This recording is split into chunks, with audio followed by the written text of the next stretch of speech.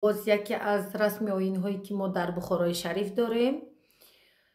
خب بیایید اینو نمیفهمم رسم آیین بگویم یا چطور نام داده می شود نمیدانم. ما در بخارای شریف آدم جدایی نمیکنیم. ببینید من به شما اینا شروع میفهمانم. ما در بخارای شریف در مرکز، همین تو در مرکزش زندگانی کردیم.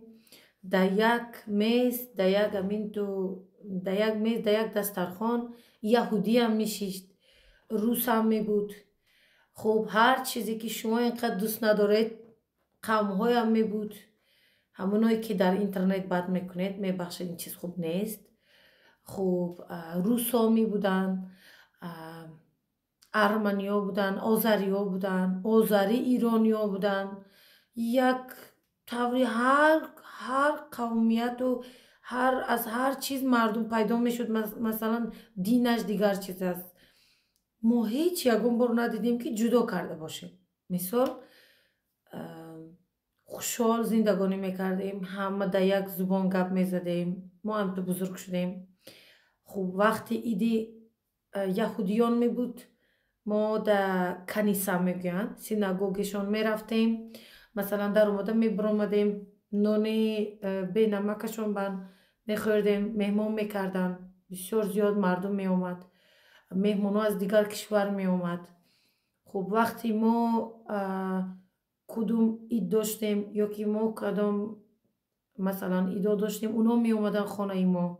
همسایه روس داشتیم، میرفتیم در ایدی روسی تخمها رو رنگ میکردیم. مثال کدوم چیزهای با اونا پخته میکردیم، همون چیزی که با اونا بسیار قدر دارد ما هم قدر میکردیم، یعنی نا احترامی نمیکردیم. انا همین تو یک اهیل اویله است بخارای شریف. خب همین طوری که ما در اونجا بزرگ شدیم، من یکم چیزی ندیده بودم که تا که بیرون از بخارای شریف نبرآمدم. مثال من هنوز فکر میکنم حالی هم حاضر امروز هنوزم در بخارای شریف همینطور است و هر کس که در بخارای شریف است فرقی ندارد اون کدام ملت دارد، کی است چی است، اون بخاراگی است. اون آدم جدایی ندارد، در دلش غرضی ندارد، حتما آدمگری دارد. همطور که میگن کوچه آدمگری کجاست؟ در بخارای شریف است میگن، اگر شنیده باشید. خب ما هم همینطور بزرگ شدیم. حتی میشد وقتی ماه عاشورا می رفتیم به حسین خانه، همونایی که شیعه بودن اونا دستگیری کنیم. همسایه داشتیم، خیشای ما بودن، حتی کسی عروس کرده بود یا چیزی حتما اونا دستگیری کرده می رفتیم در حسین خانه شم می موندیم که معنای احترامش بود، نگوین که آدم جدایی کرد. مثال خب چیزی بود اونا با ما می اومدن. یعنی من هیچ آدم جدایی ندیدم، همینطور بزرگ شدم. و وقتی آمدم آلمان، گرمانیا، من اینجا فقط شوک بموندم. به قول خود هم زبانانی ما هم تبارانی ما به قول خود شیعه جدا میکنن، سنی جدا میکنن. اگر که ما دیدن روسا که دیگه بزدیم میگن این کافر است.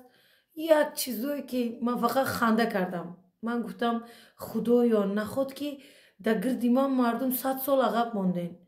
و فقط همینه فکر کردم. تا هنوز من نمیتوانم با هم بشینم درباره چیزی با اونا گپ بزنم، چون که نه اینکه فقط در نظر من، اما این حقیقت است که 100 سال عقب ماندگی هم زبان و هم تباران ما هستن، در این روی زمین زندگانی میکنن.